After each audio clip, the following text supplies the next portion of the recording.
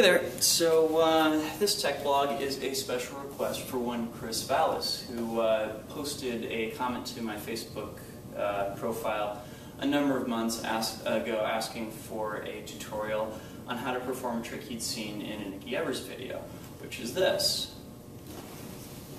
I've seen it also performed by Mel and Nevisol. I'm not sure really where it originated from, but I've seen more than a few people do it. A word of warning here: if you are susceptible to motion sickness, as I am, tread very carefully, because I made myself unbelievably horrendously ill last week working on this trick. But I think I've got it to a point now where I can do it without getting too terribly sick. But there's a lot of dizziness involved in this, and a lot of jostling your center of gravity. But anyway, so let's take it apart and see what the central elements of it are. On the boy side of things, if you take out your arms spread apart, split time same direction, and bring them together, there's an opportunity to kind of initiate a stall where one hand is going up and one hand is going down along your center line, right? Now we're going to add a small twist to that. When that stall occurs, we're not just going to stop the point moving. We're actually going to keep them moving, but we're going to switch the kind of size of the motion that they're doing such that they turn into a hybrid, specifically an isolation versus extension hybrid with hands together. That way, when those hands come together, you can initiate that hybrid around and you can exit it back in split time, same direction again, right? Okay, so what about the body motion? Well, fortunately, body motion isn't too terribly tough. It takes a wee bit of playing around with, but it's not terribly difficult. The way I've been doing this is just with a pirouette, which, if any of you guys have studied dance, is just a quick 360-degree turn. It can be less than that. I mean, it really doesn't matter, but the idea is that you're kind of moving around on just one foot while the other one's pulled in to kind of help you maintain a smaller kind of center of angular momentum.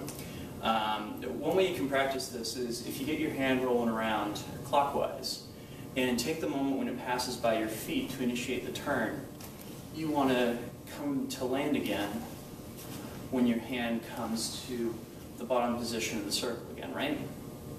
Now it's really, really tempting for us in poi land to use the arm to do the entire turning motion, that we have our entire body just follow what the arm's doing. But as you can see, that results in kind of an awkward movement. And what actually winds up happening is you kind of rotate your body just slightly, because to really get a good turn out of a pirouette, it has to be initiated from your lower body rather than your upper body. So this is actually like kind of a tandem movement. When that hand's passing down by low, there's two ways you can get that turn initiated. One is to kind of kick forward with your right foot, which works. It'll probably take you a little bit of effort to get all the way around. The better way to do it, actually, and then this is totally counterintuitive, but like, believe me, this works. Think of it being your left heel that's going to move around.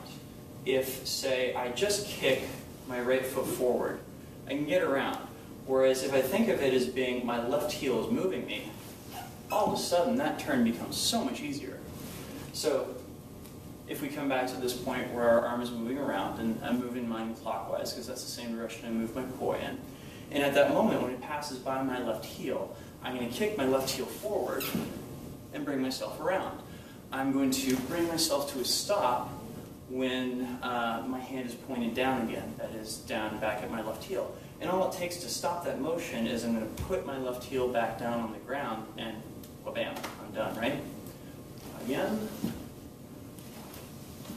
just like that. So, putting those two movements together.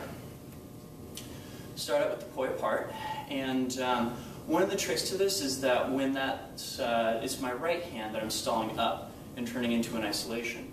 When the isolation has the poi pointed down, it's actually going to be behind your head. The left hand is going to be up, coming back around, and you're going to pull out in split time same direction once you get back to center again, right? So all together, Stay with me. We have that little beastie. Yeah? So, Kris, I hope that was helpful, man. Hope that was what you're looking for. To everyone else, follow Kris's lead. Send me your request. I love fulfilling them, even if it sometimes takes me a while.